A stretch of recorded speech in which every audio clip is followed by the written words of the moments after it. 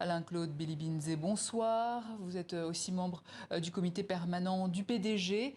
56 ans que le PDG existe. Selon vos mots, elle traverse une crise majeure. L'idée des assises d'autocritique et de refondation il y a quelques jours en février n'était-elle pas de trouver une sortie de crise? Qu'ont-elles donné? Bonsoir madame. Effectivement, le Parti démocratique gabonais traverse des moments difficiles. C'est une crise majeure.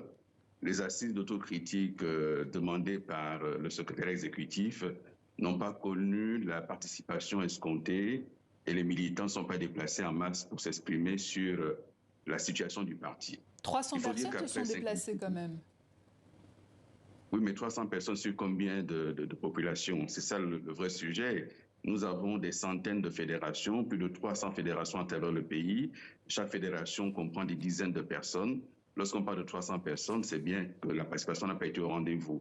Le sujet n'est pas d'éluder les difficultés. Le sujet n'est pas de faire la politique de l'autruche. Ce qui est proposé, c'est de nous retrouver pour analyser à froid, premièrement, les raisons pour lesquelles nous avons perdu le pouvoir. Deuxièmement, qu'est-ce qui n'a pas fonctionné dans le cadre du Parti démocratique gabonais, qui est le plus vieux parti au Gabon, le parti le mieux implanté et qui aujourd'hui est en difficulté. Et comment faire pour le rebâtir, pour le réformer à fond et lui donner une nouvelle chance de participer de manière sereine au débat démocratique dans notre pays. Comment faire alors, selon vous, pour sortir de cette politique de l'autruche, comme vous dites?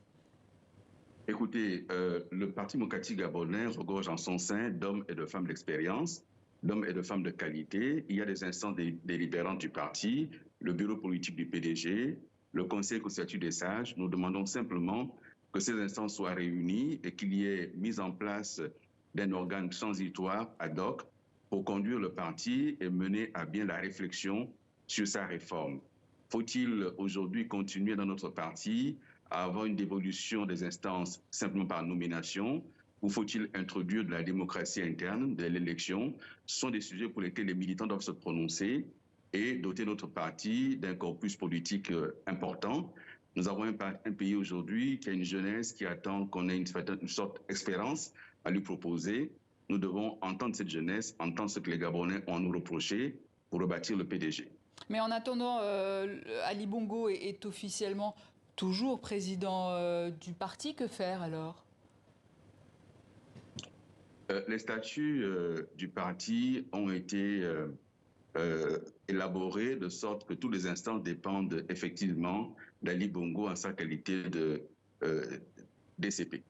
Il se trouve malheureusement que, quoique les militaires disent qu'il est officiellement libre, il n'a mené aucune activité politique officielle depuis maintenant 6 mois. Le secrétaire général du parti se trouve lui-même dans une situation judiciaire qui fait qu'il ne peut pas se déplacer de son domicile. Et donc le parti est aujourd'hui en réelle difficulté de fonctionnement. Il s'agit de réunir le bureau politique et le conseil des sages pour constater qu'il y a désormais vacances et pouvoir travailler pour rebâtir le parti, aller vers un congrès. Nous sommes un parti qui est fortement implanté et qui peut encore représenter pour notre pays une vraie alternative si nous parvenons à le réformer. Vous qui étiez un proche d'Ali Bongo, avez-vous des nouvelles de l'ancien président? Que pense-t-il de la situation, par exemple? Je n'ai pas eu l'opportunité de parler avec le président Ali Bongo et donc je ne peux pas répondre à cette question. Je ne sais pas ce qu'il pense. Mais qu'est-ce que vous attendez? Vous appelez à la destitution du président Ali Bongo? Non, madame, il ne s'agit pas d'une destitution, il s'agit de constater que par le fait du coup d'État, le président Ali Bongo n'a pas repris d'activité politique. Et nous ne savons pas s'il pourra reprendre les activités politiques du fait précisément que malgré qu'il ait été déclaré officiellement libre, nous constatons que depuis le 30 août, le président Ali Bongo n'a pas repris d'activité publique. Et le Parti démocratique gabonais, nous avons une transition en place. Il va y avoir un dialogue important qui va déterminer l'avenir du pays. Le PDG ne peut pas être absent de ces dialogues et nous ne pouvons pas aller au dialogue sans qu'il y ait une refonte des structures du parti. Nous pensons que c'est important de tenir compte de la situation aujourd'hui et de se rendre compte que 6 mois après, si nous continuons de cette façon-là, il y a un risque majeur de fragilisation profonde du parti et on pourrait ne pas se relever de cette crise.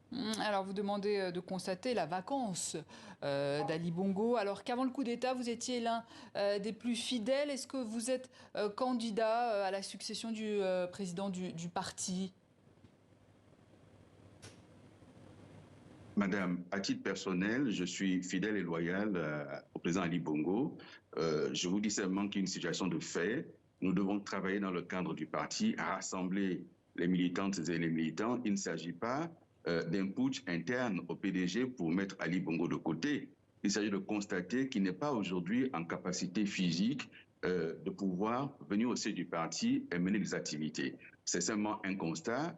Et nous devons en tirer les conséquences de manière à rassembler les militants et offrir une perspective. Alain-Claude Bilibinze, merci. Je rappelle que vous êtes ancien Premier ministre gabonais, membre du comité permanent du PDG.